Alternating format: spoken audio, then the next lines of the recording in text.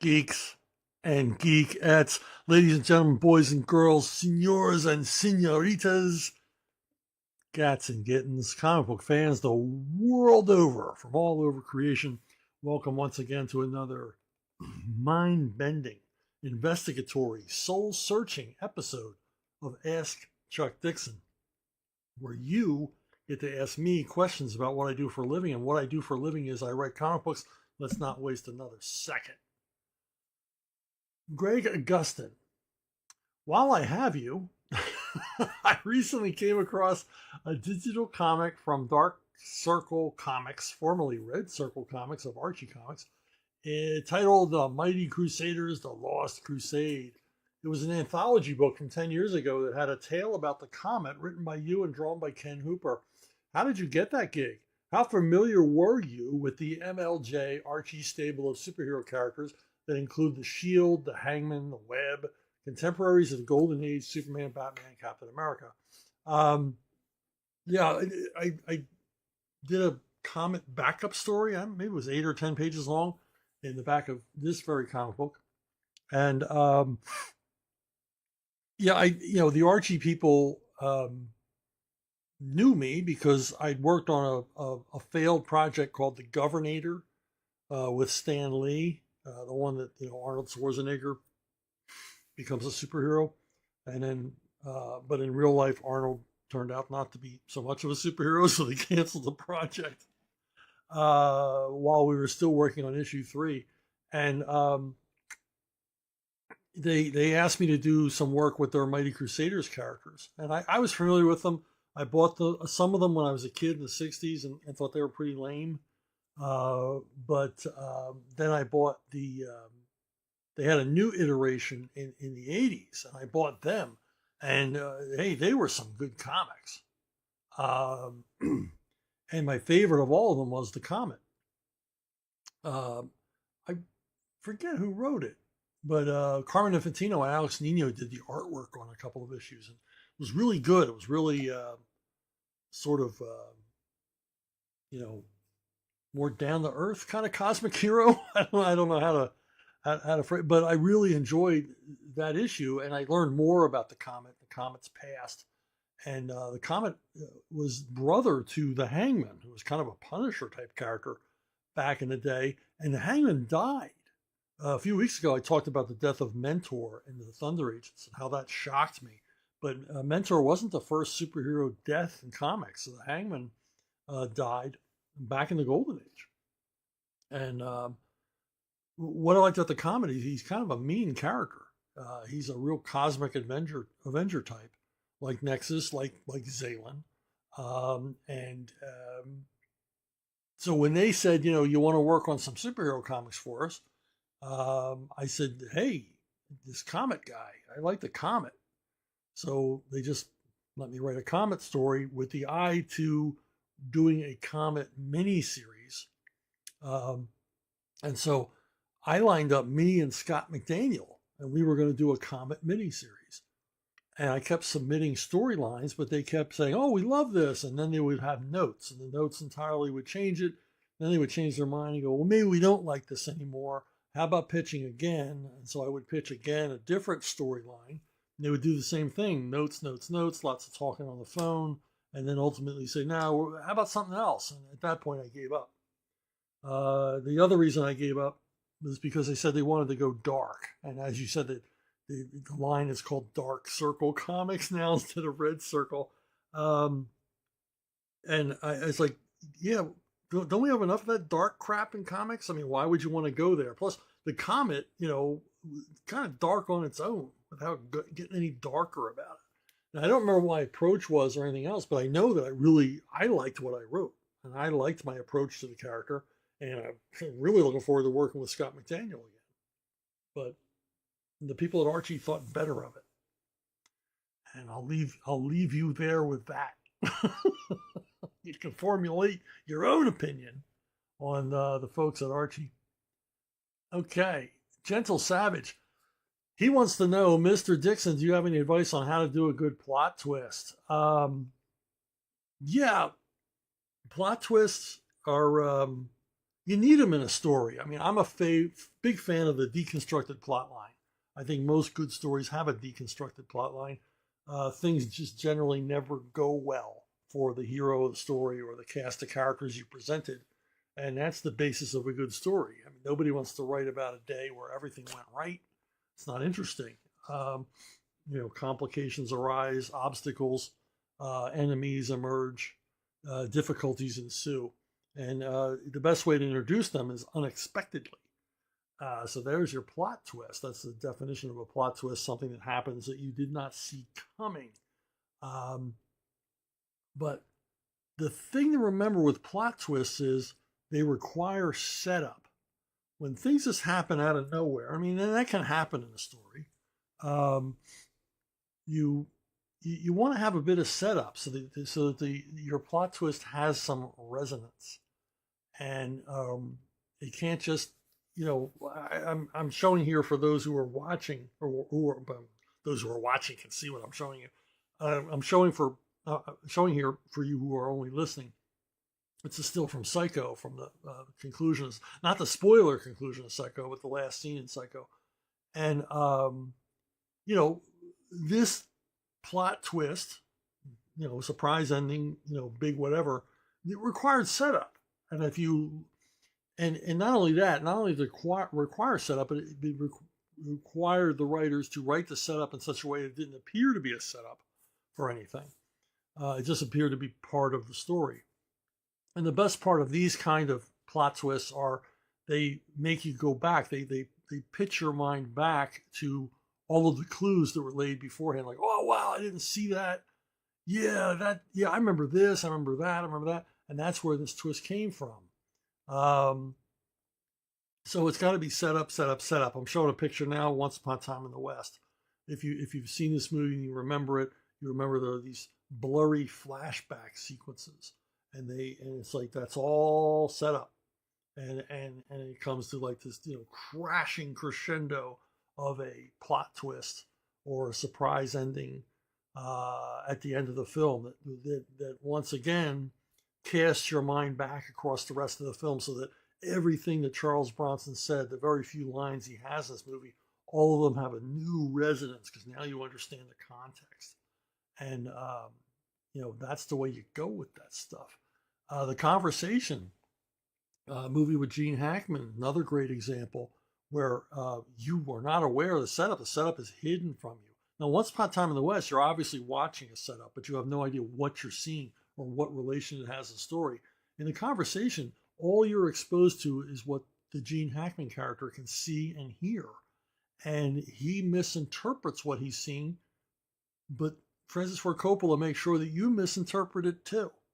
And that's the twist. That's the plot twist. And it required all of that setup, all that seemingly repetitive, what just seemed like, inconsequential background noise literally turns into the setup for the big plot twist. Other things more subtle, Blade Runner, the James Edward Olmos and his little origamis. You realize they have something to do with the plot, but what you don't realize, you realize it's like his sarcastic little asides to the Harrison Ford character. But what you don't realize is the origami itself is a setup to the plot twist that's introduced toward the end of the film. And I'm talking the director's cut, not the theatrical cut. And this little device, this little origami device takes on all of this significance, but it was set up. If this just came out of nowhere, it wouldn't have any kind of impact on the viewer at all. It needs to be foreshadowed, but not telegraphed. So it's important that you not know that you're being set up. Now, some endings come out of frickin' nowhere. Some plot twists come out of absolutely thin air. And I'm looking at you, Empire Strikes Back, a movie I love, with the Luke, I am your father scene. That comes out of nowhere. There is no setup for that. In fact, the setup, there's an anti-setup for this. it, and nothing will ever convince me that Lucas just didn't pull this out of his hat, to clean up a common phrase. Because this would mean that Obi-Wan Kenobi lied to Luke Skywalker in the first film. Something that Lucas wouldn't have had him do if he knew that he was going to have Darth Vader turn out to be Luke's father. It just makes no sense whatsoever.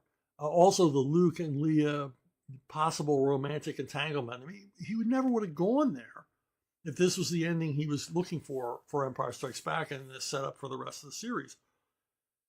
So you'll never convince me that this wasn't just tacked on as a last minute inspiration. When I saw this at theaters, a lot of people were like, oh, he's his father. And I thought, no, he's lying. He has to be lying. Look at the evidence presented in this movie and the previous movie. Of course he's lying. He's an evil son of a bitch. He's just trying to manipulate Luke, and he's lying and saying, I'm your father. And then we find out, no, he really is supposedly his father. But it raises all these questions. You know, if Luke and Leia are so infused with the Force, how did they not already know this? How did in the very first time Leia meets her father, she doesn't realize this is my father? She's got the Force. Whether she realized she had the Force at the point or not. Also, he's willing to torture her in the first film. This doesn't make any sense. It doesn't make any sense whatsoever. If he was going to reveal himself to anybody as the father figure, he would have revealed it to Leia in the first film. I mean, it just doesn't make any sense. So some twists are just totally contrived. And then some twists are weird. I don't want to spoil the movie, but Unusual Suspects. We find out that everything we've seen is not true. You know, the setup is a lie. It kind of breaks the rules of cinema, and you wouldn't want to see a movie like this all the time, but it's certainly made for an interesting ending. And it made for, and it's a good film as well. But to find out that everything you've just watched is fiction within a fiction, it's kind of weird. Now, 101 for me, if you want to learn about setup, twists, and turns, it's a movie called A Perfect Getaway. And it stars Steve Zahn, Timothy Olyphant, Mila Jovovich, and I forget the other woman who's in the center of the screen here. But A Perfect Getaway is it's sort of a mystery thriller. It's by the guy who wrote and directed the Riddick movies. And then this is as far afield from them as you could possibly get. And it's about, basically two vacationing couples who meet on vacation in Hawaii. And that's just the beginning of the story. This movie so perfectly, and I rewatched it recently, and I've seen this movie multiple times. It so perfectly, seamlessly sets everything up so that you know you're being set up. I mean, you can see the setups, but you don't understand what they mean until later in the film. It's a version of everything you know is a lie, but what you're being presented with is the truth, but the truth out of context. And all of these, twists and turns in the story, they're not contrived. As they come along, you're like, oh yeah, okay, that's what they meant by that. I thought they meant this, but they meant that. And it really is it's a terrific fun film to watch in any case. But it's also a masterclass in how to set up and defy and exceed audience expectations with the twists and turns.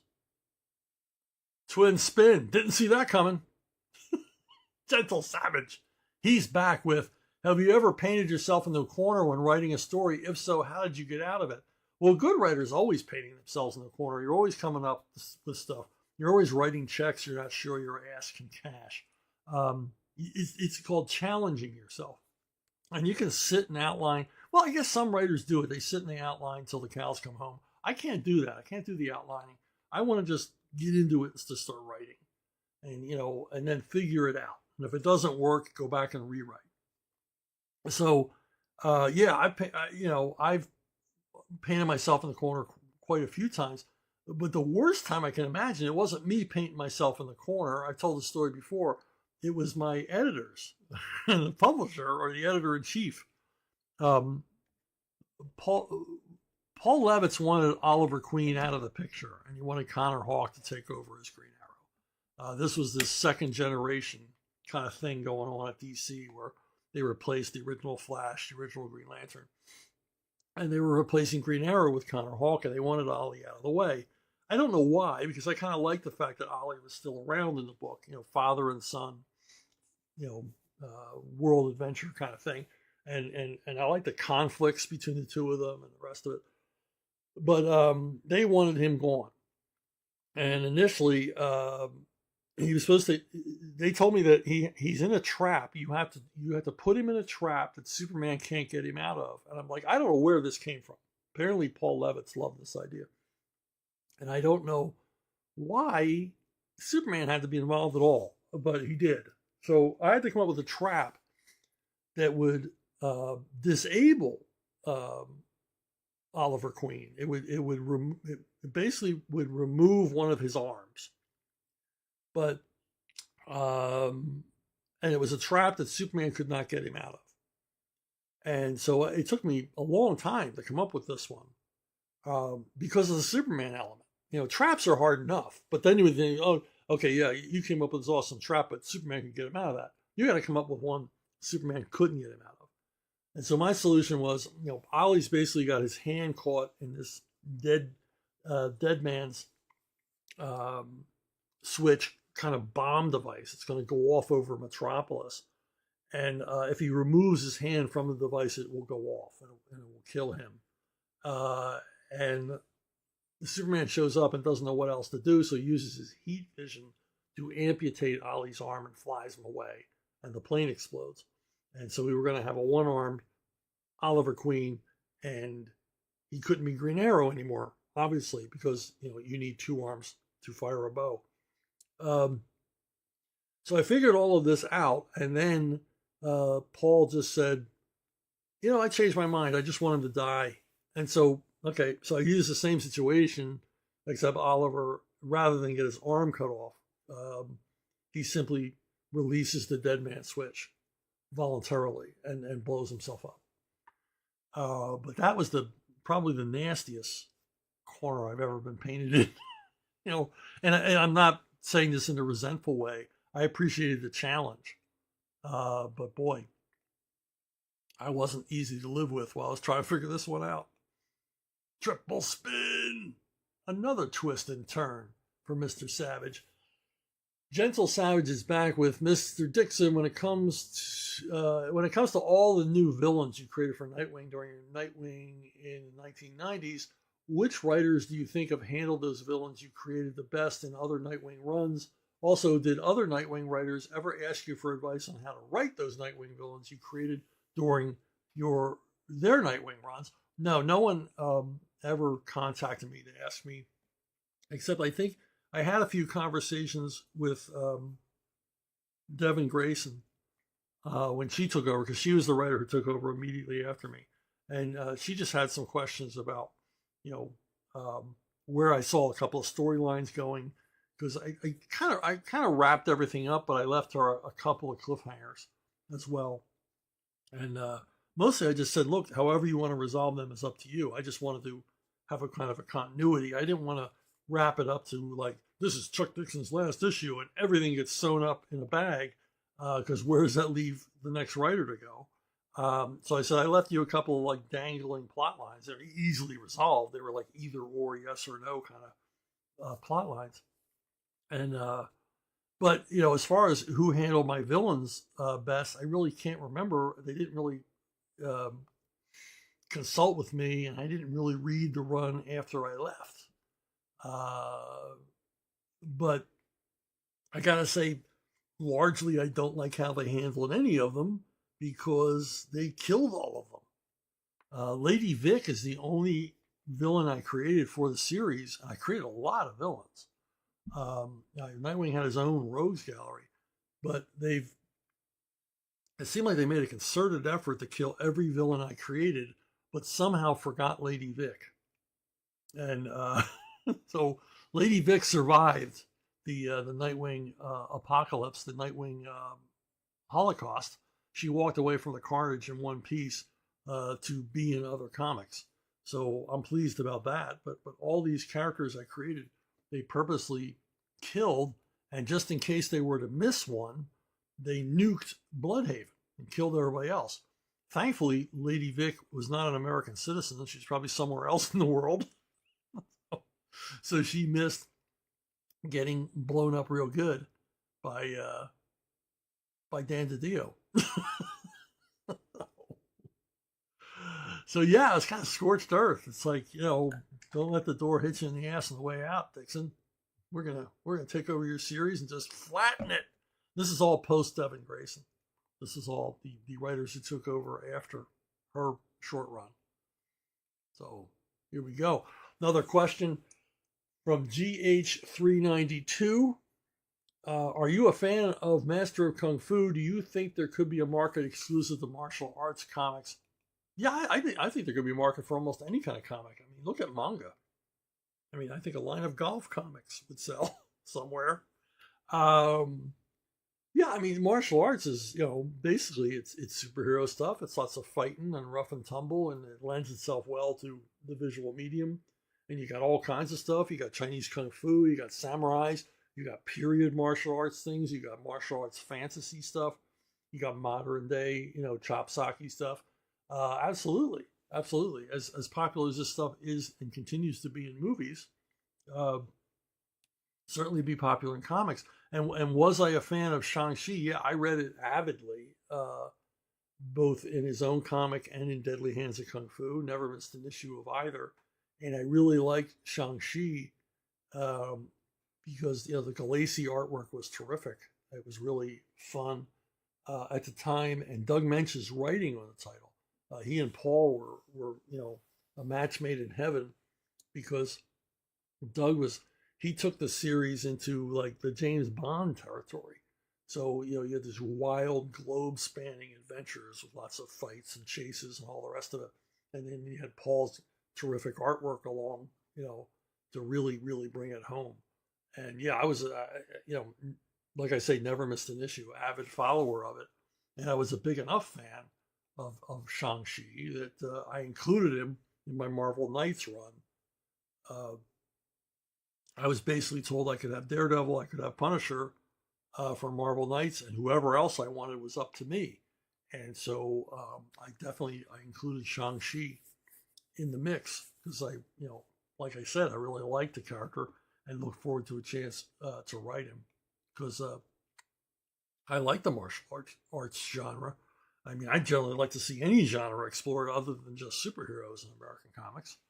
I think it's, I think actually martial arts these days would be an easier sell to a casual reading audience than superheroes would be. Because quite frankly, despite the success of all superhero movies, I think that the martial arts stuff appeals to an even broader audience.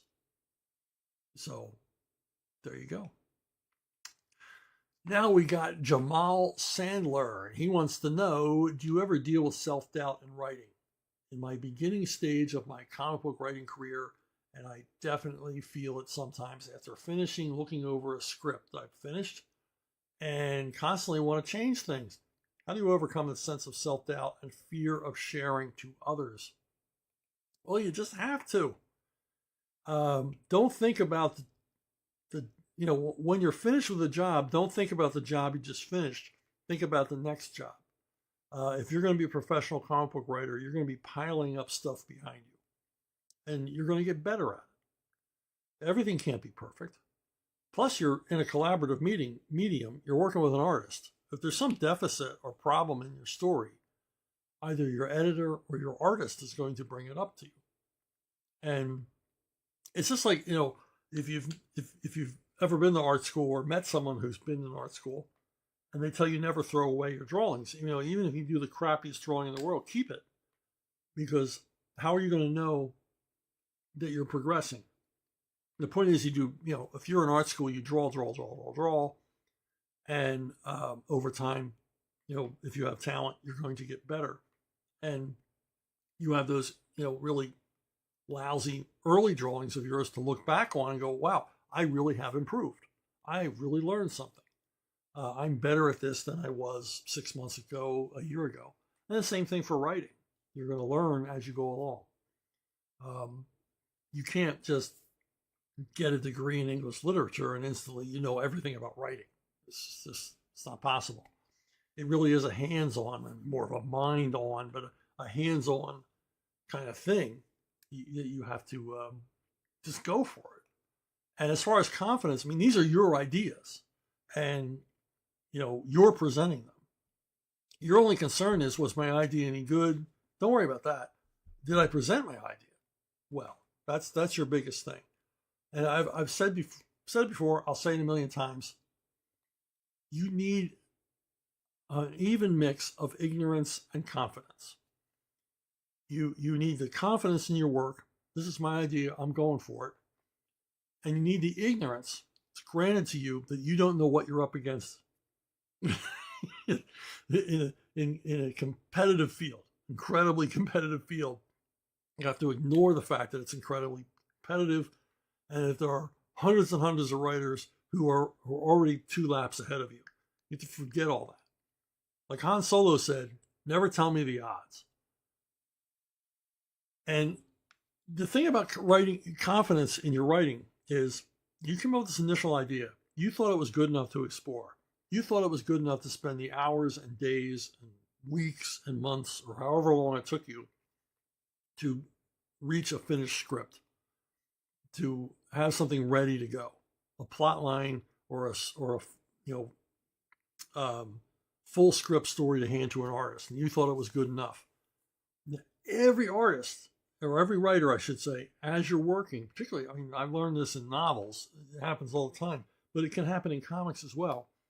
If you're writing in any kind of long form, after a while, you get a little tired of your own story, and you start to think, wow, this is, I'm getting into a bit of a slog here in the long middle passage.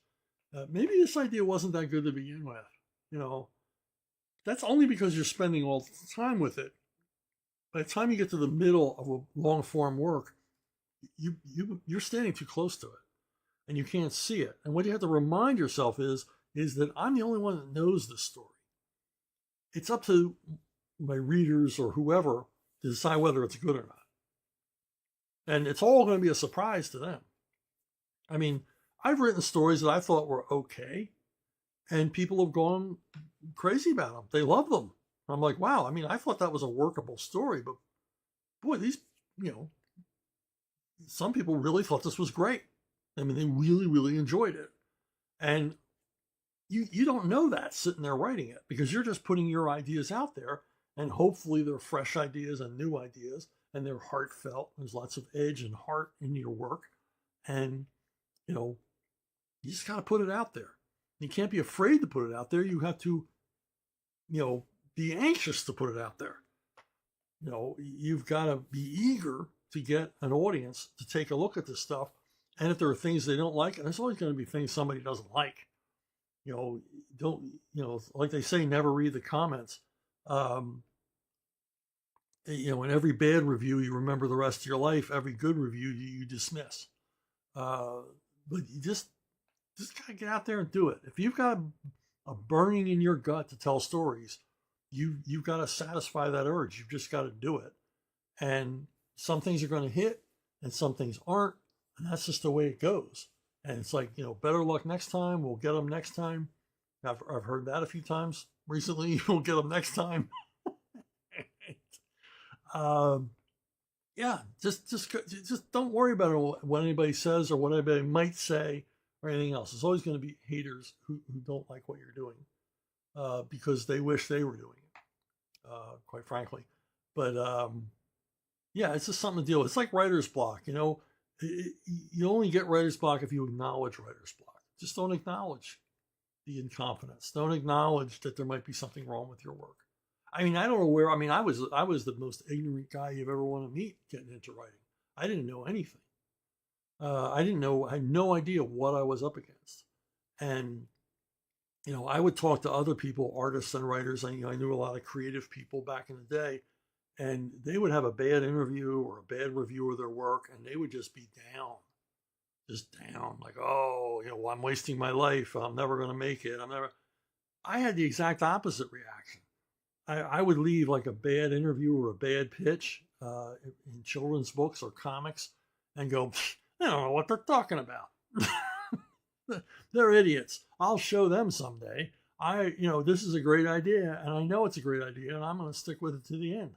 And, I don't know where that came from. I mean, I had no real source for that kind of arrogance, but I had it. And thankfully, it's carried me to right now, talking to you after what will soon be a 40-year career of writing comics professionally and never having a real job. Not in the last 40 years, anyway. Kane Dorr. What is the Robin problem that I keep hearing posted and chatted about all over the internet recently? Clearly, there are a lot of Robins, and there are many Green Lanterns and Flashes, but there are many Green Lanterns and Flashes as well. Yeah, I mean, I don't, like I said, I don't read the comments, so I don't get into a lot of this stuff, whatever the latest controversy is. I mean, I got to write the third Robin, and at the time he was the only Robin. In that time, Batman would, one Robin would retire or die, as happened, and Batman would, find himself a new Robin, or in case of Tim Drake would apply for the job, basically. So, but I understand there's a bunch of Robins, that came along later. There's Red Robin and this Robin and that Robin. And I think there are too many Robins. It's a gimmick. They turned it into a gimmick now. It used to be a generational thing. That a new Robin arrives, but now it seems to be, every couple of years they throw a new Robin into the mix, and the old Robins aren't dying off, so they're kind of piling up. Pretty soon they're going to have to put bunk beds in the Batcave because there's going to be so many of them. So I guess there is a Robin problem. I don't, like I said earlier, I don't really follow the stuff once I'm not working on it anymore. I'm not paid to think about it anymore. So I'm not following the comics the way I would have followed them when I was a kid. So I don't know, but I do know there's a whole bunch of Robins, and that's probably not a good idea. Whole bunch of Green Lanterns, whole bunch of Flashes, probably not a good idea either. But again, it's a gimmick. We're going to get you in. We're going to show you this new one. And maybe you'll love him more than the original. It's like they're giving us too many options. Largely because they don't have any new ideas of their own. So they're just basically retreading over and over again. Hey, Twin Spin, you earned it.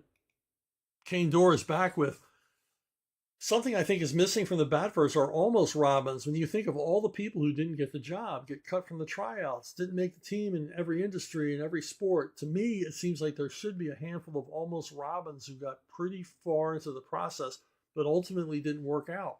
Hell, Alfred could use them like a Baker Street Boys. Why do you think they don't exist? Have you ever tried to pitch a character like that? That's a pretty good idea. The wannabe Robins, the ones who try out and don't make it. I mean, that would be good for at least one story. I kind of explored this when I created Tad Ryerstad, the ersatz Nightwing, in the Nightwing run, where he wants to be Nightwing. So he just makes his own costume out of a hockey jersey and a mask and goes out as Nightwing without understanding what the hell he was doing. But yeah, there's potential there for a lot of good stories about a guy. I could see introducing a guy or a gal who wanted to be Robin, couldn't make it, and continues on as a character, continues on as a useful ancillary character for the Bat characters. It'd be kind of interesting. As far as Alfred having a sort of Baker Street Irregulars, I don't know if I'm that big a fan of that idea. But regardless, if anybody from DC is listening in 6 months to a year, you'll see all of this happen because they don't have their own ideas anymore. Okay, Hippopotamus 1. Is there a Hippopotamus 2?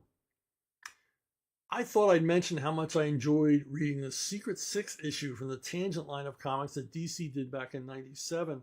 I discovered these comics later on, of course, in back issue form, and the Secret Six issue, along with the first Atom comic by Dan Jurgens, were probably my favorite. Now to the question, though, sorry, what was it like working in the Tangent stories where the names were the same but the characters weren't? Quite frankly, I'm surprised this was 97. For some reason, I thought it was later. But yeah, I mean, it was fun. I think Dan Jurgens ran this whole thing. I think he was like the guy behind this, or was tasked to be behind it. I don't quite know the reasoning for it, but much like the amalgam line, the idea is you were to present this alternate DC universe where the trademarks were there, but you were free from any kind of real continuity, and you were free from you were free basically to create an issue that was in the middle of a run or the middle of an arc. It didn't have to lead anywhere, but it had to be engaging throughout. And I mean, that was the fun of it. I want to say that this might have been a way, maybe DC was thinking of creating a Tangent universe where they could throw out names of characters in order to keep trademark. I don't know the whole trademark rules thing, but I do know it's a concern that every once in a while you got to throw a character a bone out there. I mean, recently Marvel has begun reprinting the cross-gen line in omnibuses, and the main reason that was explained to me, the main reason for that is to maintain the copyright and trademark on those characters. I don't know why they have to do that, but apparently they do. And maybe this was a way, maybe this was going to be an annual thing where they were going to have Tangent issues, and whatever characters' trademarks were coming up for renewal or near expiring, they would say, well, use these characters. Because I was definitely given a list of characters to use. Here's the names you have to use. What you do with them is up to you. So it was kind of a fun experiment, a fun challenge. But I think the reasons I just gave for even doing it in the first place, I think they might be the reasons. If anybody who was in the higher ups at DC at the time know whether or not what I'm saying is true or complete nonsense, let me know. Let me know if anybody happens to be listening.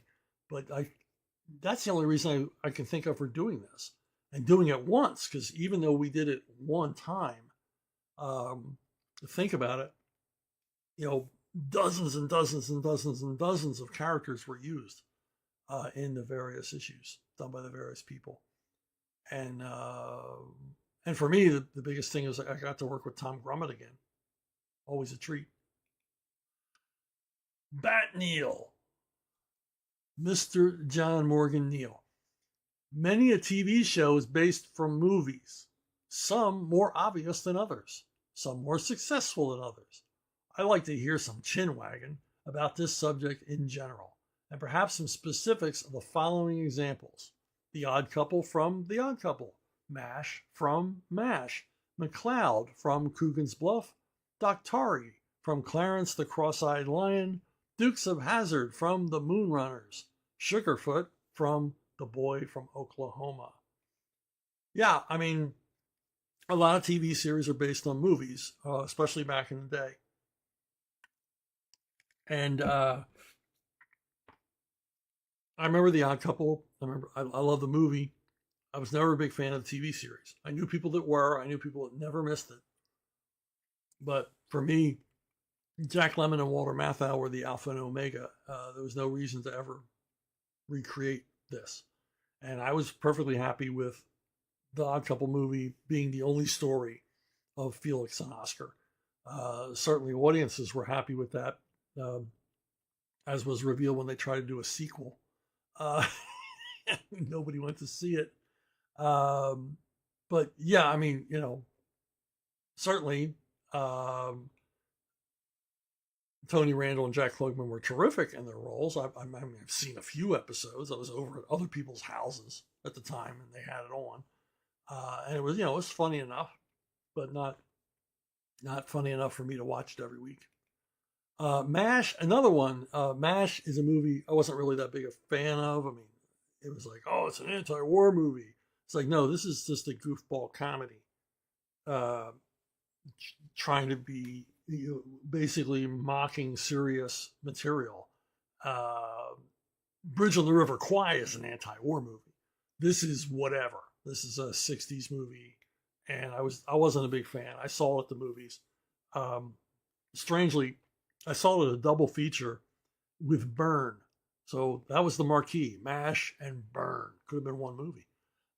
Very odd pairing movies. Uh, but Burn is a contemplation of the nature of revolution. It's a Italian made film with Marlon Brando. It's a very odd mix, but there was enough violence and nudity in it that the grindhouse audience I saw it with thought it was great.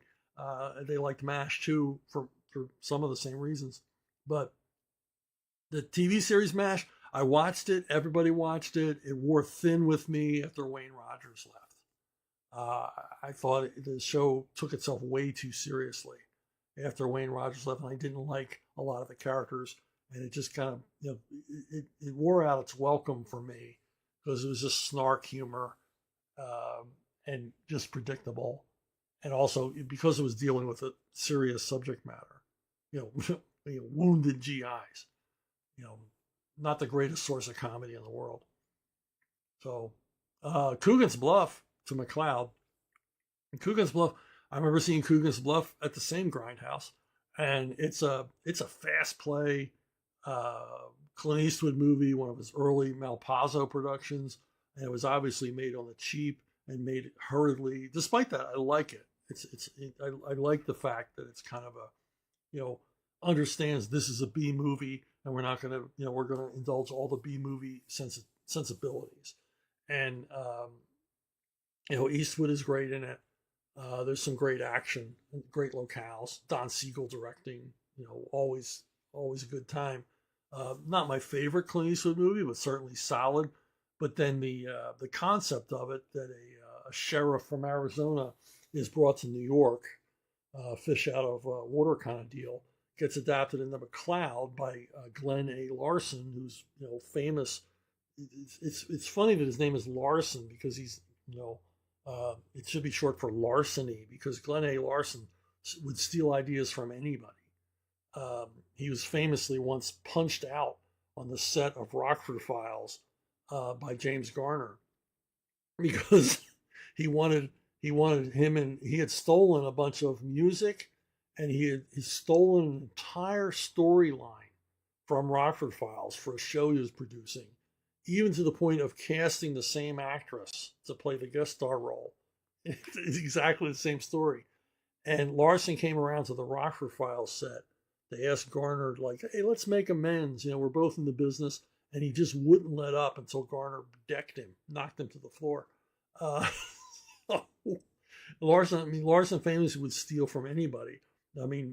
He was the producer of Battlestar Galactica. He stole from the Old Testament, for God's sakes. Battlestar Galactica is the book of Exodus in space. It's crazy. But that's what this guy did. McLeod is a show I watched occasionally, but it was not a good show. It's not a good show. It's a show that never seems to be able to find its way. It never figured out what kind of show it was supposed to be. Was it a hard-hitting crime show? Was it an action show? Was it a comedy? What was it? And it would change week to week. And the most embarrassing was, and when I stopped watching it, was when it began to ape the Columbo format, where they basically have McLeod playing like he's just a po' boy from the sticks. I don't know nothing, and he kind of pretends to be dopey and misguided the way Columbo would, but then come up with all the clues in the end. They just stole the whole format of us seeing the murder and then seeing McLeod solve it. By being annoying and pestering the murderer of the week, and that's when I stopped watching it. I said, "This is ridiculous. This show doesn't have any of its own ideas, from its basic premise to its execution each week. It's just stealing from everybody." But Larson, made millions in the business. So what are you going to say? Doctari, I never watched Doctari. I remember Clarence the Cross-Eyed Lion. I think I might have seen that at the movies when I was a kid. But it's great in this still, John, to see you in one of your early childhood roles. But yeah, I never watched Doctari. I was obviously aware of it because there are only 3 channels. You knew every TV show, even if you never watched it. Today, I'm sure all of you have had the same experience where you go, this show's in its 7th season? I never heard of it. Now, the Dukes of Hazzard Moonrunners, I've never heard of Moonrunners. I'm going to have to fix that. I'm definitely going to have to see this movie. I love movies about moonshining. I love movies with, lots of cars crashing and stuff like that. James Mitchum, I mean, come on, Waylon Jennings in it. Arthur Honeycutt. How did Strother Martin stay out of this one? He must have been busy that week. So I did not know Dukes of Hazzard was lifted or taken or inspired by Moonrunners, a movie I never heard of. I always assumed Dukes of Hazzard was inspired by the success of Smokey and the Bandit. I mean, Smokey and the Bandit was the #2 film in the country the year that Star Wars was released. And, Burt Reynolds, this Burt Reynolds vehicle made a fortune at the box office. Like Star Wars, people were going back to see it over and over and over again, back when people did that. So I always just assumed, because Dukes of Hazzard shows up 2 years after Smokey and the Bandit left theaters, that it was inspired by that. But I'll tell you something, I have a theory about Dukes of Hazzard, and it's unassailable. You're not even going to be able to argue with it. The Dukes of Hazzard is actually inspired by McHale's Navy. Let's think about it. Let's go through this. Okay. McHale and his crew, his gang of pirates, they operate kind of outside the regulations, outside the law. And Captain Binghamton and Lieutenant Carpenter are always trying to catch them out. Now you recast the McHale's crew as the Duke brothers and Uncle Jesse and Daisy Duke, kind of recast them. They're the crew. They got their little place they hang out in and everything else, like McHale's Island. And then you've got Boss Hogg, Captain Binghamton. The sheriff, I can't remember the sheriff's name, is Lieutenant Carpenter. And if you think about it, the performances of Lieutenant Carpenter and the sheriff, the bumbling guy, kind of the same kind of thing. And to close this out, my closing argument, you're not going to be able to argue with this, is McHale's Navy and Dukes of Hazzard were produced by the same guy, Edward J. Montaigne. So come on. The General Lee, the PT-73, it's the same show. And I watched it. I didn't watch it as a fan. One of my nephews really liked the show. And sometimes, you hang out with the family. And I would watch some episodes with him. And I would watch it. I would go, boy, this plot seems familiar. And then one week, I stayed to the end of an episode. It's like, Edward J. Montaigne. Yeah, that was a McHale's Navy plot. They just readapted it to the South as shot in Southern California. So now Sugarfoot, I watched Sugarfoot all the time when I was a kid. I did not know anything about Boy from Oklahoma. You're teaching me a lot here, Bat Neil. I never heard of a Boy from Oklahoma, which was a vehicle for Will Rogers Jr., who apparently was 41 at the time. Kind of old to be playing a boy from Oklahoma, but regardless. But it's the same character name, same motivations and everything else. So Sugarfoot was a direct adaptation of The Boy from Oklahoma. And like I said, I was a big fan when I was a kid of all the Warner Brother Western TV shows. Cheyenne, Bronco, Lawman, Maverick, and Sugarfoot. And I don't think I ever missed an episode of this when I was a kid. I dug it. So, I got these postcards, and I want to give them to you. And all you got to do to get them, these are exclusive Chuck Dixon postcards signed, each one autographed by me. You got to go to Subscribestar. Now, apparently, people are listening because I've got a lot of new subscribers, but I could always use a few more. Go to Subscribestar, Chuck Dixon. I'll put the link in below the video. and you can go there. And for $5 a month, you're going to get these postcards. Also, when you initially join, you get a package. It's a pretty decent package of signed comics, worth far more than your initial, payment to join. In fact, several months of your initial payments to join. So it's a good deal. And then each month, in addition to occasional physical rewards, like the postcards, everybody who has a $5 subscription got these postcards.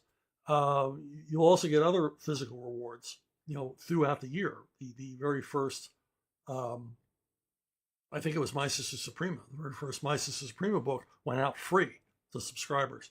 So, and each month you get digital goodies. You get unpublished scripts, artwork, things like that sent to your email, and without fail. So, all kinds of like inside baseball, behind the scenes kind of stuff that I have available for you folks. So you might want to head on over there now. Chuck, what do you spend the money on? What do you need this money for? I pay my starving artists. Things like Something Big, My Sister Suprema, the upcoming 7 Deadly Sinners. I got to pay these guys. I'm not getting paid, but I got to pay them. So it creates, I'm gonna say it. It's a slush fund. It's a creative slush fund, so I can create new comic book material without anybody looking over my shoulder, without an editor, without having to pitch. I just write what I want to write, and then my artists draw what they want to draw, and we're all having a good time. And in the end, you enjoy it. And in some cases, if you're a subscriber, you're going to get some of that stuff for free because you help make it happen. So there you go. That is the pitch. Now, why did I do that? So you want to go to Subscribestar. Now, if you want to reach me directly, brunobookstore@gmail.com. brunobookstore@gmail.com is the way to do it. It's the most reliable way to reach me. And I want to thank you all for listening, for watching, for liking, for subscribing, whatever you did, and spreading the word. And I will see all of you down the road.